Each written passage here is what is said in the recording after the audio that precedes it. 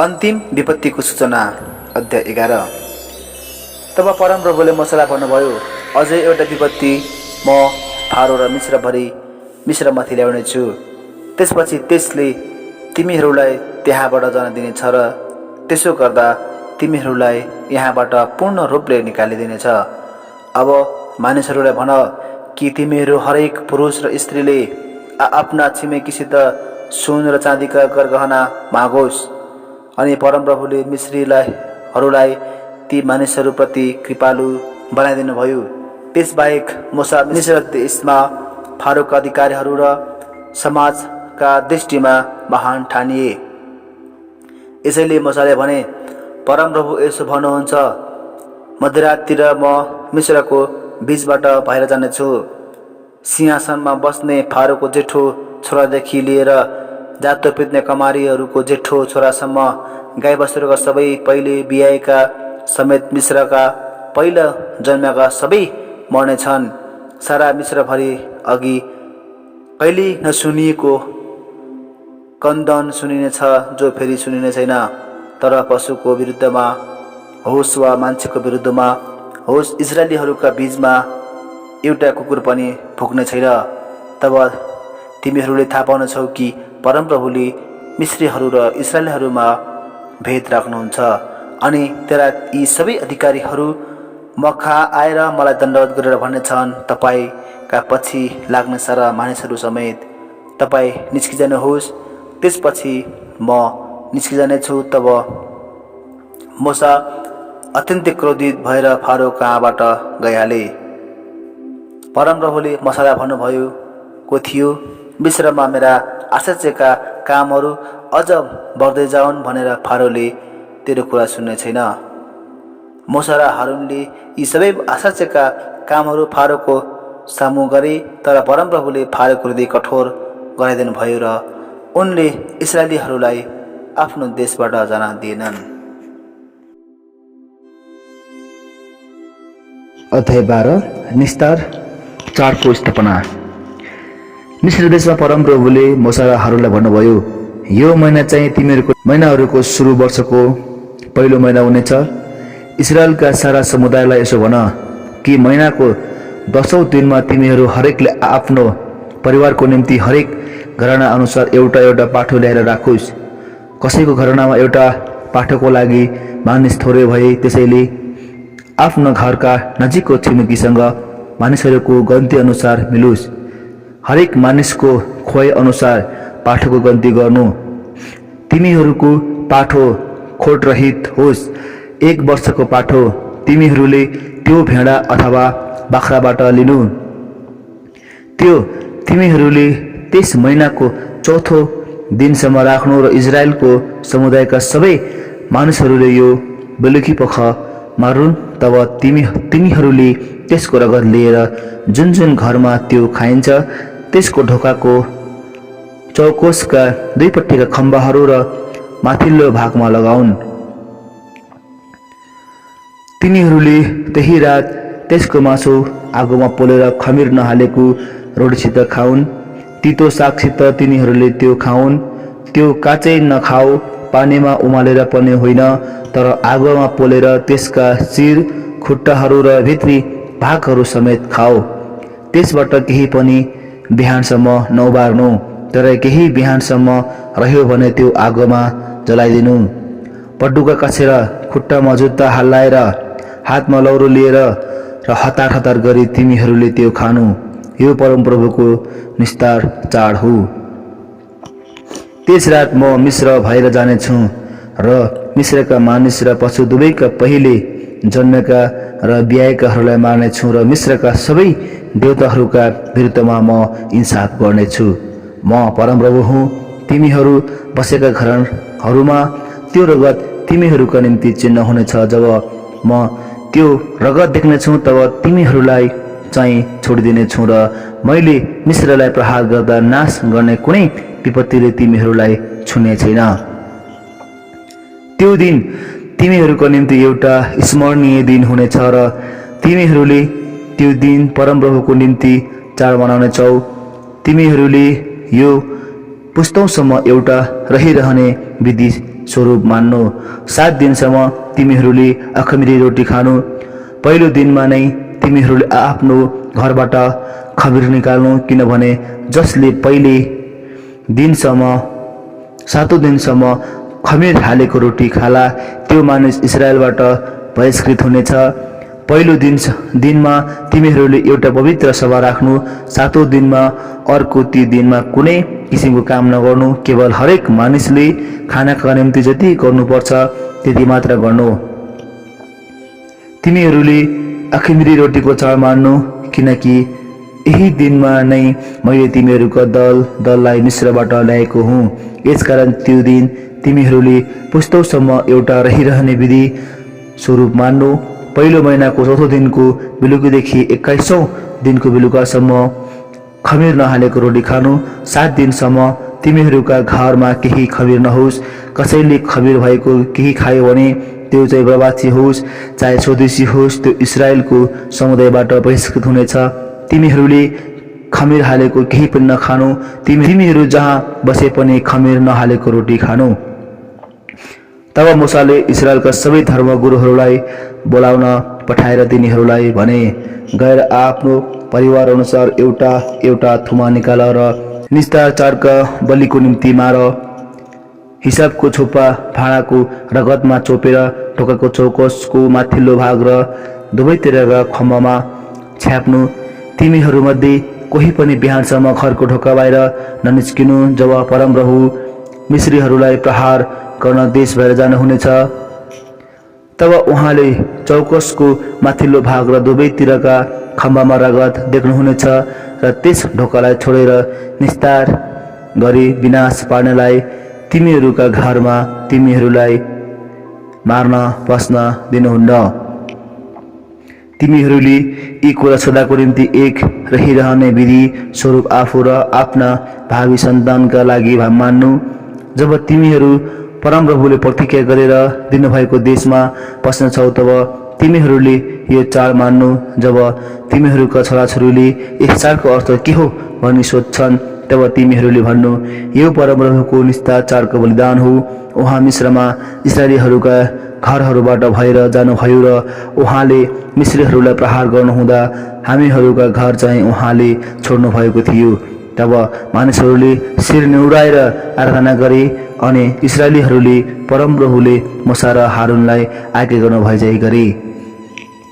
मध्यरातमा सिंहासनमा बस्ने फारोको जेठो छोरोदेखि लिएर झ्यालखानामा हुने कैदीको जेठो छोरोसम्म सबै गाईबस्तुहरूका पहिले बिहाएका समेत मिश्रमा सबैलाई पहिलो जन्मेकाहरू परमप्रभुले मार्नुभयो।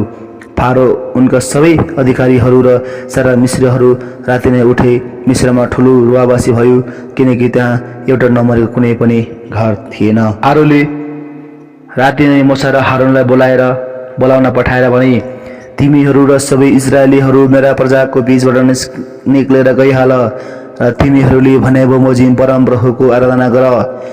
तिमीहरूले भने बमोजिम आफ्ना भेडा बाख्रा र गाई बस्तु लिएर गइहाल, मलाई पनि आशीर्वाद देऊ। मिश्रीहरूले इजरायलीहरूलाई देशबाट झट्टै पठाउन हतार गरे। तिनीहरूले भने, नत्र त हामी सबै मर्नेछौँ। यसैले इजरायलीहरूले आफ्नो मुछेको पिठो खमीर हाल्न अघि नै उठाएर तिनीहरूले आफ्नो मुछेको भाँडाहरू लुगामा बाँधेर काँधमा हाले। मूसाले भने बमोजिम इजरायलीहरूले गरे र तिनीहरूले मिश्रीहरूलाई सुनका गहना, चाँदीका गहना र लुगाफाटामा मागे।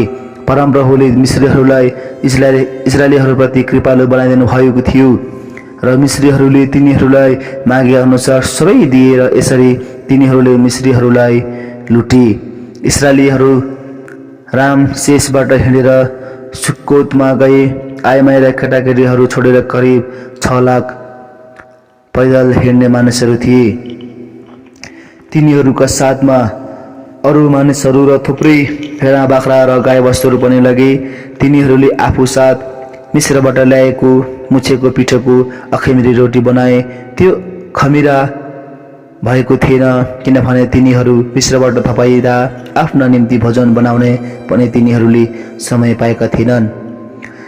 इजरायलीहरू मिश्रमा प्रवास गरेका 430 वर्ष भएको थियो।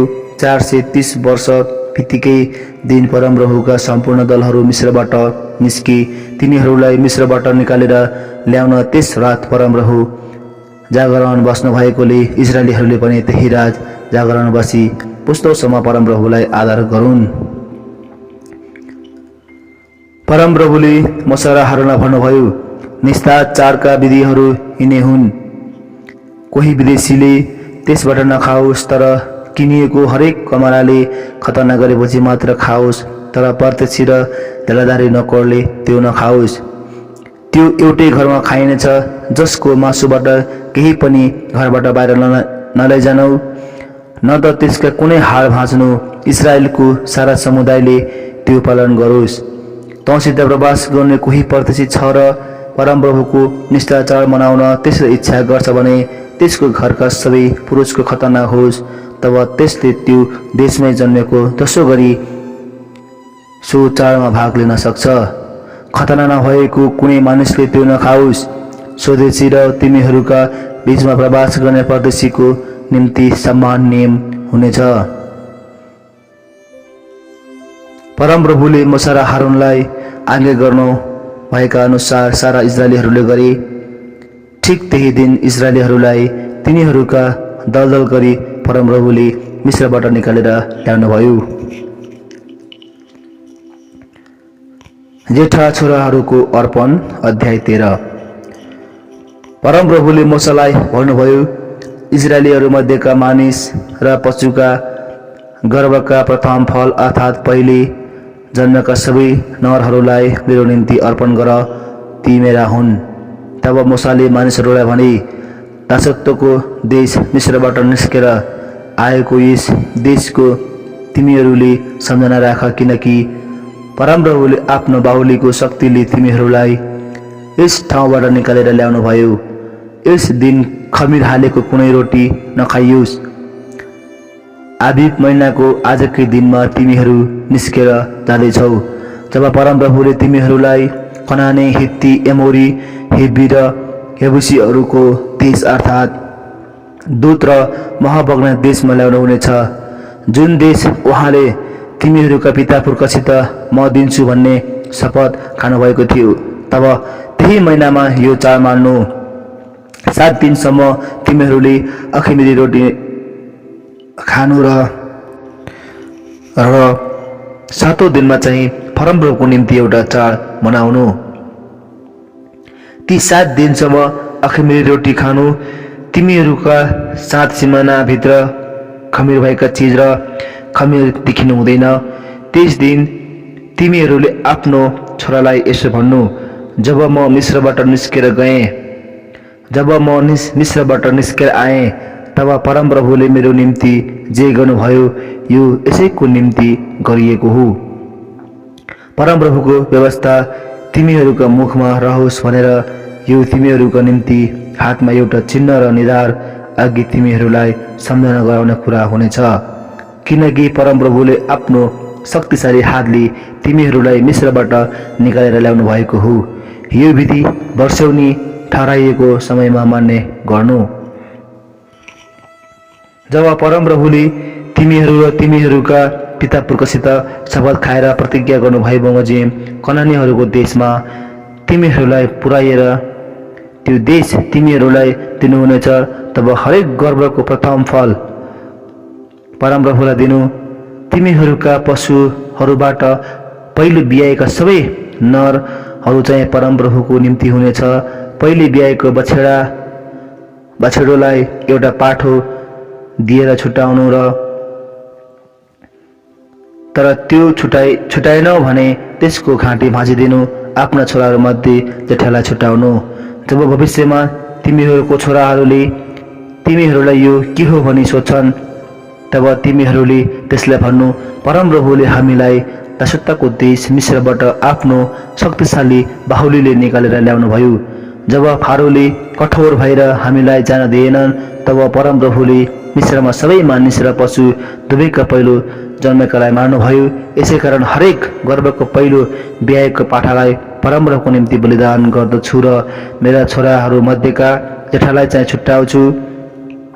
त्यो यो परमप्रभुले हामीलाई आफ्नो शक्तिशाली बाहुलीले मिश्रबाट निकालेर ल्याउनु भएको हो भनी तिमीहरूका निम्ति हातमा भएको एउटा चिन्ह र निधारमा भएको एउटा सङ्केत हुनेछ।